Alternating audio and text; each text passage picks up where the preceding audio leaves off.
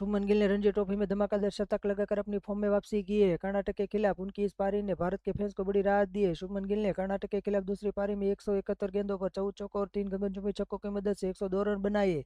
उनकी इस शतक ने साबित कर दिया है कि वह बड़ी पारी खेलने के लिए पूरी तरह तैयार है। हालांकि पंजाब की टीम पहली पारी में केवल 55 रनों पर सिमट गई थी और कर्नाटक ने 475 रन बनाकर मुकाबले एक तरफा बना दिया। गिल के शतक के बावजूद पंजाब दूसरी पारी में केवल 213 रन बना सकी और टीम को पारी और 207 रनों से हार का सामना करना पड़ा।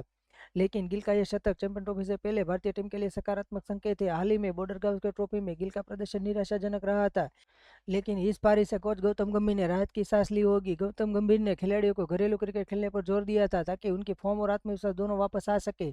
रणजी ट्रॉफी में गिल के अलावा रविंद्र जाडेजा ने अपनी शानदार गेंदबाजी से प्रभावित किया, लेकिन रोहित शर्मा, यशस्वी जायसवाल और ऋषभ पंत का प्रदर्शन उम्मीदों पर खरा नहीं उतरा।